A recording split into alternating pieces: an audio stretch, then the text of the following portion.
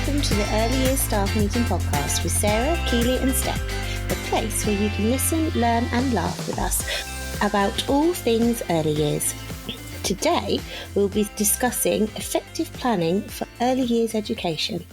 Okay, hi ladies, how you doing? Hi. Good. Hi. Just a little bit tired this week.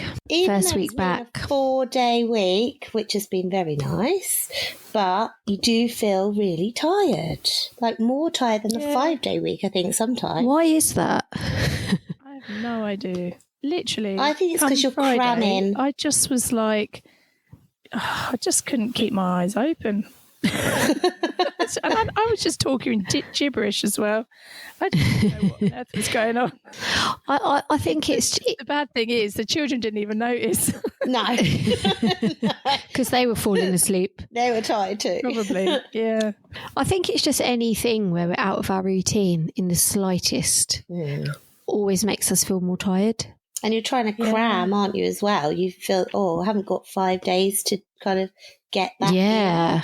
And you're trying to cram all the stuff you've got in your head and on your list into those 4 days, and you still don't get half of it done. But no, it's all about routine in early years. I think we always think it's the children, but I think it's the adults too. Yeah. What that says about us. You red flags. Yeah. But we'll save routine for another day. But today we're going to be talking about planning and how to make planning work for you and your setting. We're going to start off talking about what our challenges, what our problems have been over the years with planning and how we sort of overcame them. And you, the listeners, may have had these problems as well, because I'm sure we're not the only ones. I'd like to think we're not anyway. No. And then hopefully we'll be able to give some ideas and some inspiration to the listeners as well about things they might like to try in their own practice to do with planning. We all know about the different types of planning, and I think over the years planning has definitely evolved from just long, medium and short-term planning, haven't they, ladies? I think I've definitely started my career doing long, medium and short-term planning. Oh yeah, mine as well. But when I was training, I think my plan was about 7 pages long, and for one of these things, and my observer came in and she went, should you really be doing 7 pages long? I went, well, I think so. And literally it was like typed out word by word of what I was going to say. And she went, this is like a little bit. Yeah, it was. It was just like a script, just like a play. Do you know what I mean? It was 7 pages long. She went, I think we could probably cut this down to 5. Just the 5. Just the 5. So it was still like expected that I still had a good plan. And I mean, it was a long time ago. But it has probably changed now. When you start out, and you're doing your first few plans, it's your first time in the job, you probably do make your plans that little bit longer, like you say, like a script, because you're maybe a little bit unsure. But I know there's a lot now about making planning more succinct, isn't there? Mm-hmm. However, then that is also sometimes contradictory in that there'll be other influences that are on your planning and what you're expected to produce. So it's a little bit contradictory. Yeah. Yes, definitely. There's been lots of trends and also expectations from the people beginning with O, who I don't like to say their name. I don't like to give them those who will not be named. Exactly. Yeah. Like Voldemort. Just like Voldemort. Oh dear. Don't tempt it, Sarah. But you know what I mean. I don't like to give them any, airtime. They do create trends or expectations, don't they? And I think I've definitely seen on social media and, just searching on the internet, goals and settings planning all comes up, and it's all linked to Ofsted expectations. And actually, is that what's best for our children? And that is the big question, isn't it? And also, they don't want to see planning, do they? That's it. That's the irony, is that those that may not be named there's no requirements for planning. It's meant to be for the teachers, for the staff. It isn't meant to be for outside agencies to have a look at, because what is the purpose of it? It's so that we know as practitioners what we're teaching and the order in which we're teaching it and what we need to include to make our lessons and our provision high quality. And at the centre of that planning has to be the children, and it has to meet their needs. Yeah. It has to meet their interests. And it also has to meet, the gaps in their learning and what we are going to do as a setting, what we're going to do to plug those gaps, basically. And it does change with your cohorts as well, of their likes and stuff, doesn't it, as you go? And I think that has been our biggest challenge over the years, is not just rolling out the same planning year on year because, it worked last year for those children, or it worked for us as a team. We've got those resources to hand, so we might as well just roll it out again. I think that has been a real challenge for us. And it can work.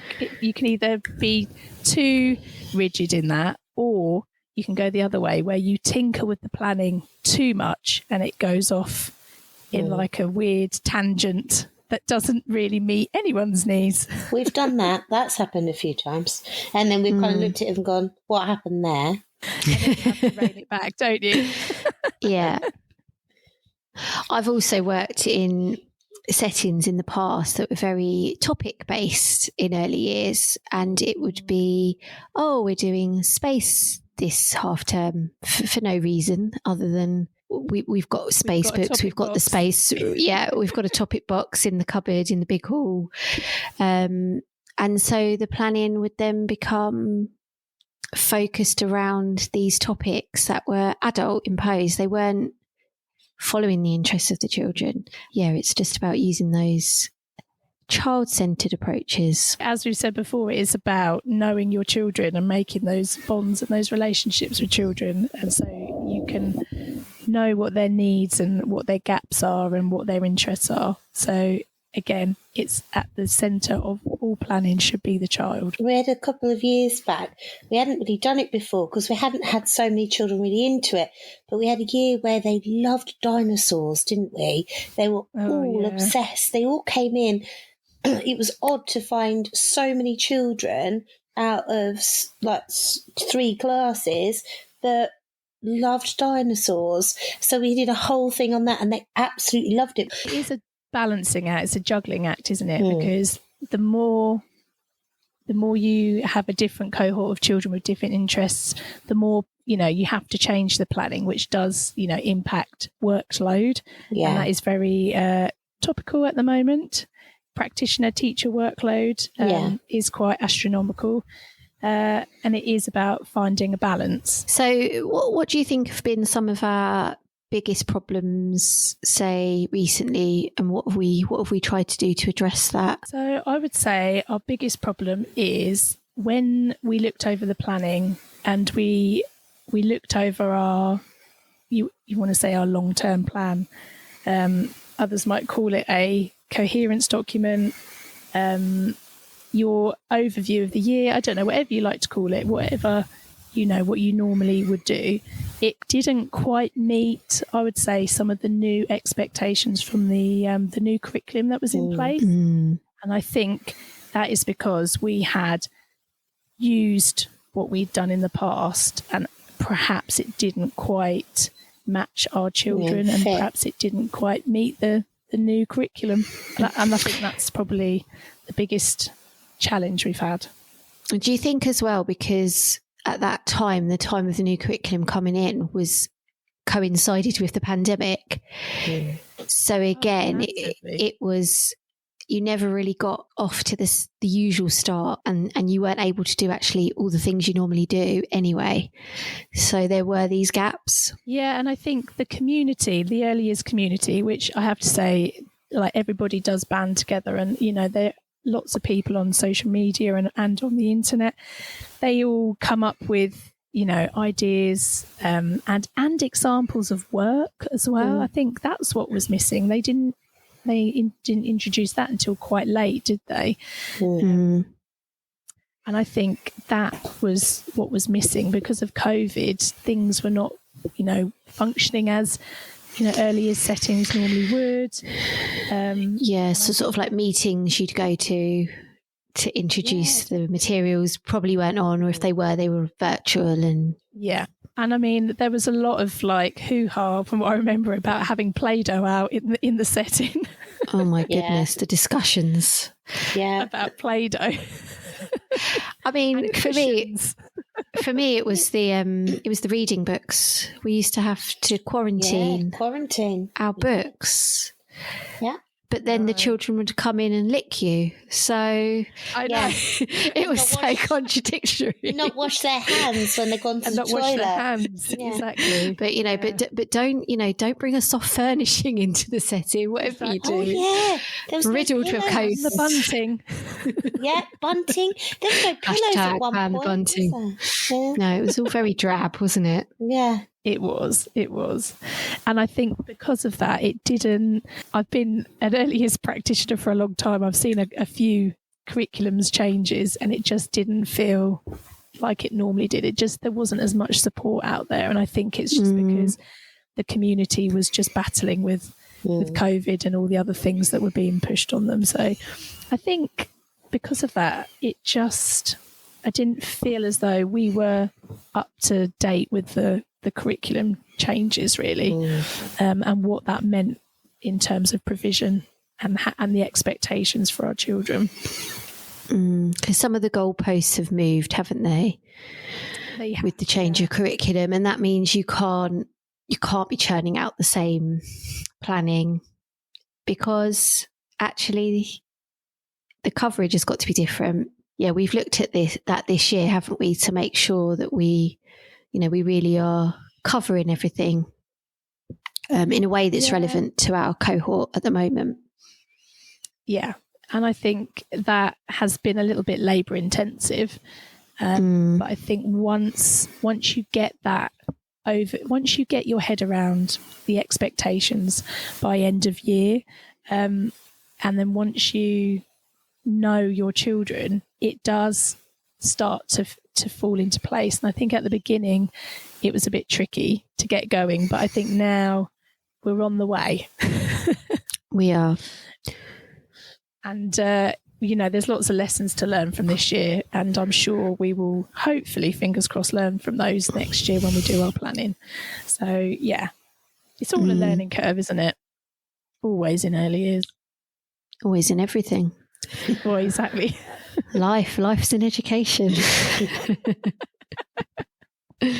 And it probably is worth mentioning as well that planning being part of that assessment cycle and knowing the children so well, but we're not going to go into that too much today, but that will be on a future podcast. It's a cycle, and I think most practitioners do understand the cycle. It does inform your planning, and finding the right assessment tool or way is what will really help you. Steph, because obviously you're not new, I wouldn't say you're new to our staffing team, but you definitely joined us later, didn't you? So in your experience, has there been any other planning issues you've come across? I feel that it's the same problems no matter what your system is. And for me personally, something I always find really hard is just workload with planning. And maybe I'm a bit of an over planner, as you girls have found out, where I've been planning some of the content. Steph loves a plan. Yeah, I do love a plan, and it does take up a lot of time to do planning. If I'm going to do something, I like to do it thoroughly, let's say. So I'm forever desperate to find ways to improve my practice. And I know that lots of times I've been told, work smarter, not harder. But then no one's been able to actually give me any concrete tips on what it is to be smart. But I have listened to some advice on different other teachers, different podcasts and things about workload. And one concept that I've come across is batch planning. So a little bit like you would batch cook your meals, and it's it saves you time because you're obviously having to only get the equipment out once. You're only having to get the ingredients out once, and you can cook a few meals at a time. That's something I've been sort of trying out, is a little bit of batch planning.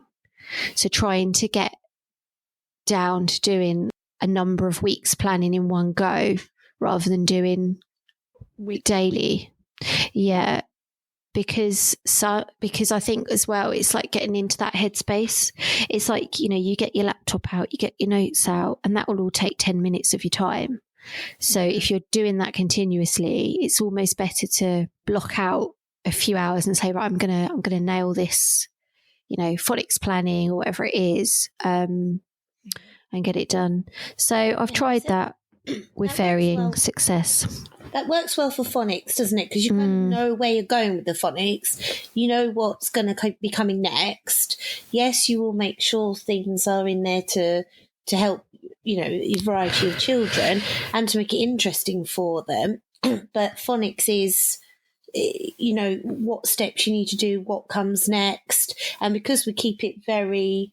It's repetitive, isn't it? Same, repetitive. Yeah. It's going to be very similar anyway. You're just tweaking those few bits, but it makes it a lot easier, doesn't it, if you've already batch planned something like phonics that's very repetitive. Yeah. You're not having to really, think too much about the delivery, because the delivery is always very similar. The questioning, the assessment, it's all part of a routine, and which will be another podcast that we're going to cover.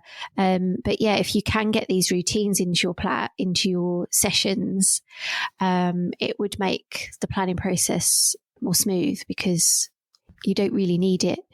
But then it comes back to the debate, well, then if it's only for me and I don't need it, why am I producing this piece of paper? Yeah. Well, because because I did find a quote which I thought was great, and it's the plan is nothing, the planning is everything. Yeah. Ooh, do you like that? Yeah, I love that. Yeah, because actually, what is this piece of paper? It's just a piece of paper, isn't it? But it's the process and the the understanding of what you're doing is the main thing.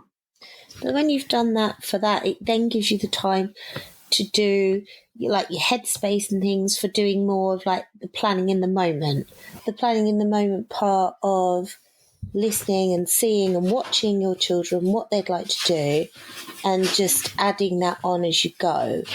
So planning in the moment, for our listeners who don't know, is Anna Epgrave. She teaches the in the moment planning, where we have spoken about this, haven't we? I think we have, yeah. And it does what it says on the tin. In the moment planning, it's about responding to what children are doing and moving them on in their learning, all in one, play cycle. In the moment. Yeah. It's the best way to describe it. And that's something that you can't write down or put on a piece of paper, because you don't know it's happening until that very moment. You can't predict I think it. I have seen some settings, they do record those those moments, but again, that can become very labour intensive.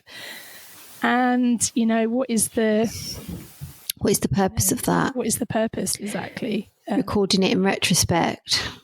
Because who are you recording it for? Yeah, it's difficult, isn't it? And I think if it informs your planning for next time, you might think, well, actually, that child, I noticed that they're still not responding to, I don't know, holding a pencil effectively, then that is something I need to change my provision, and perhaps that you will do that. But I don't feel a whole observation perhaps needs to be created because of that. Yeah, and I don't know what Anna Epgrave actually suggests. I think, let me just refer to my notes here, on my very detailed plan. See, this is why you plan. Yeah, it is the documentation. She does say to document it as sort of the third step. So you sort of have the child's spark, where the child will show interest in something,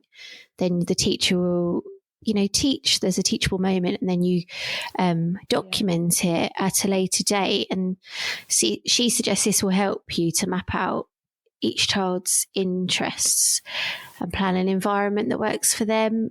However, I would argue that would be very, very labour intensive to do that every single time that you you taught in the moment, because we're teaching in the moment every moment of the day, aren't we?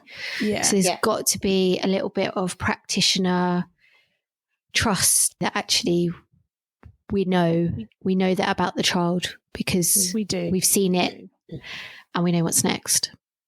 Yeah. For them. Okay, so unfortunately we're down to 2, aren't we, Keely? Yep, just me and you. We've lost Sarah. She's been called away to her poorly little boy, so we hope he feels better. But these are the realities of being busy working mums that record the podcast at the weekends.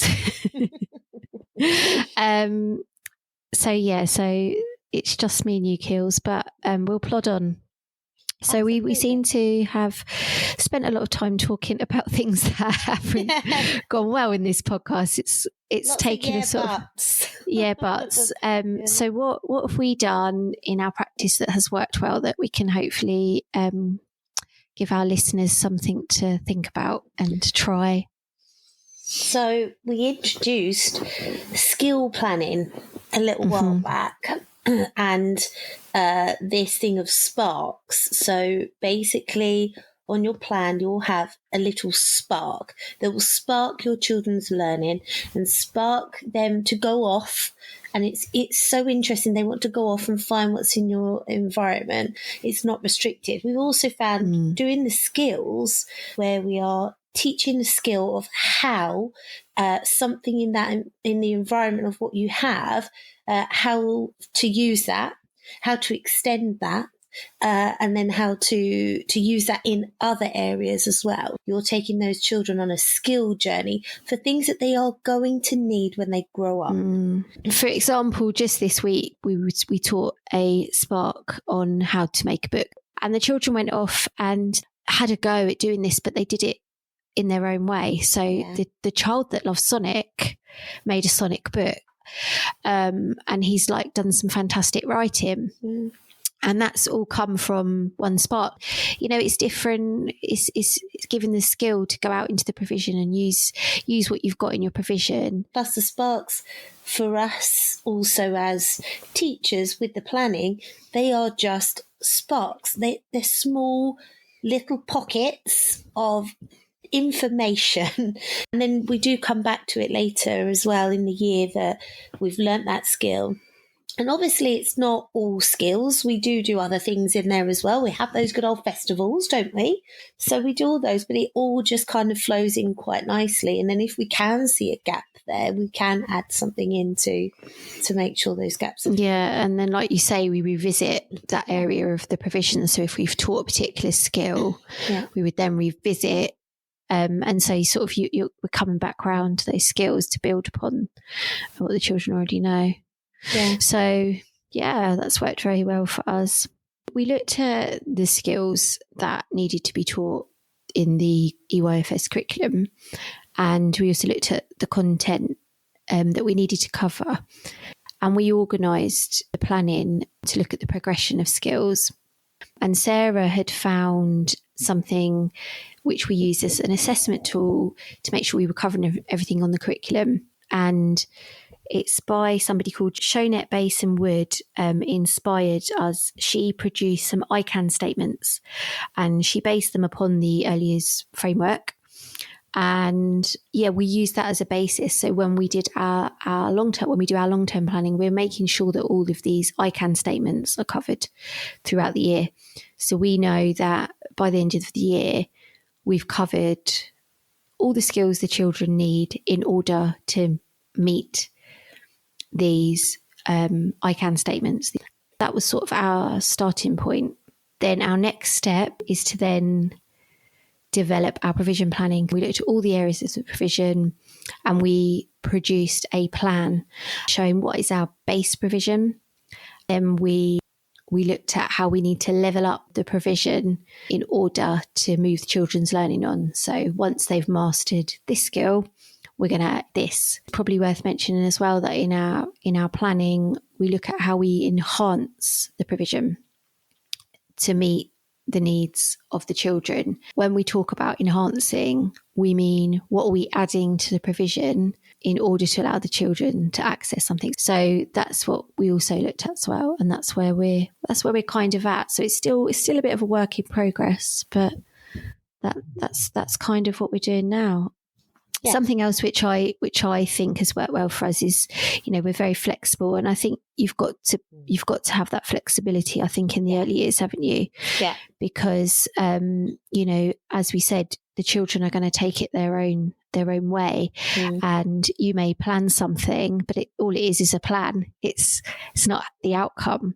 So you might plan, this is how the children will use this resource or this area, and they may completely use it in a completely different way, which means you have to change, what you were going to, how you thought you were going to support them in a different way. So being flexible is definitely something that is important. And it might just be that it just doesn't work for maybe those children at that time. They're not maybe ready for a certain skill. So you can move that to another point. It is thinking out of the box sometimes, isn't it? With 5-year-olds. Out of the box. Yes, you're very good at doing that, aren't you, Keely? Yes. Yeah. I do love an out of the box. On the box. On the box. Cut the box out. Yeah. Do you love a box?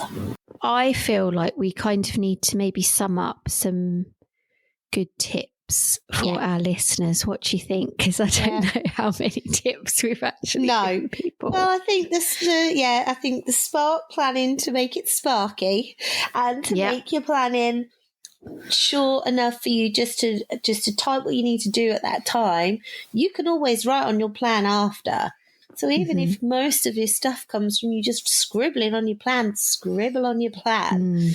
If you've got a couple of sentences, it's there. But also we've found, obviously, like sharing, planning as a team. We're very lucky. We do have a big team. We have a close team that we've worked with for a while, or we've all got very much the same thinking.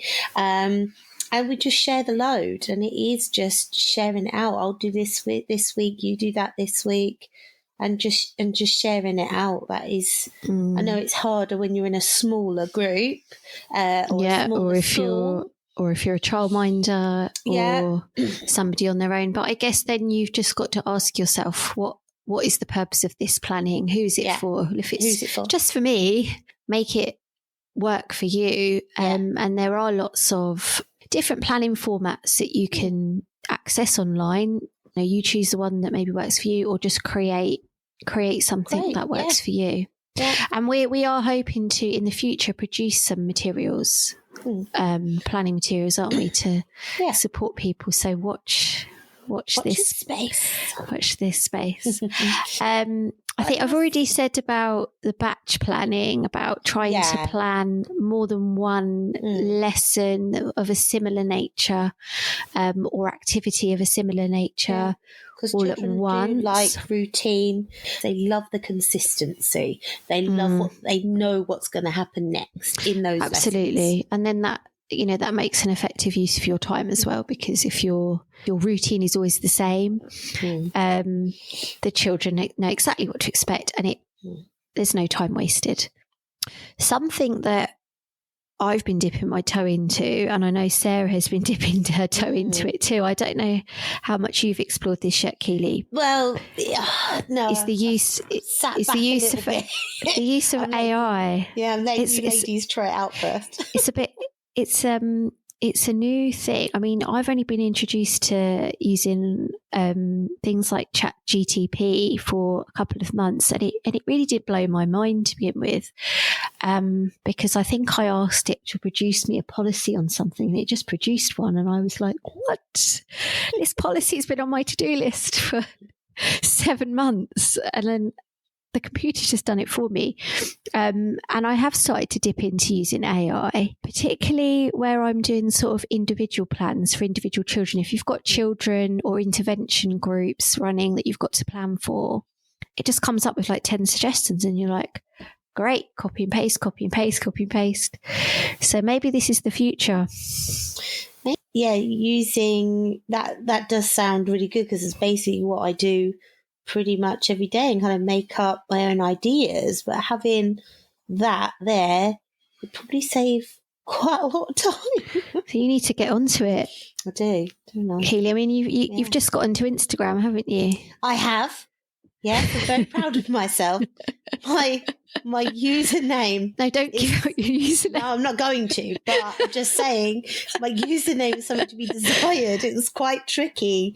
And I have now been informed probably not the best one to have done, but there we go. I'm learning. So try a bit of AI if you haven't. I just think overall planning, it needs to work for you. So if you have a system that you're using at the moment that you don't think works for you, it's worth putting in that extra time to tweak it, to get your processes right, to get your actual planning process correct. Like, look at the children, look what you know about the children, look at the curriculum, look at where you need to get those children and work it from there. Do you think that wraps up planning? I'm just thinking, is it mindful moment time, Steph? It is. Previous listeners to our podcast will know that we like to finish with a little mindful moment, something to support your well-being, even just a tiny bit going forward. So today we want to think about gratitude. So just maybe now at the end of this podcast, or maybe later on in the day when you've got a moment yourself, just have a think about something that you're grateful for. It can be anything at all. There's always something to be grateful for. Even when you've had the worst day, there is always something to be thankful for. It's not always easy to find. But practicing gratitude is something that is good for your well-being. So, Keely, what have you been grateful for today? Let's kick it off. Grateful for, well, lots of people that know me. I'm absolutely grateful to have my family, to come home and have a nice cuddle. That just is everything. To have a nice cuddle with my children. But to top it all off, gratitude towards chocolate. You can't not give a chocolate a bit of gratitude. So have an attitude for gratitude. It's another little attitude for gratitude. I may have noticed that I do like to collect little sayings. I think we should have a little Steph saying book that, like, attitude, gratitude. I did used to do this little thing in a previous school where I was, not where I work now, but I used to stick little quotes, positive affirmations and quotes in the toilets.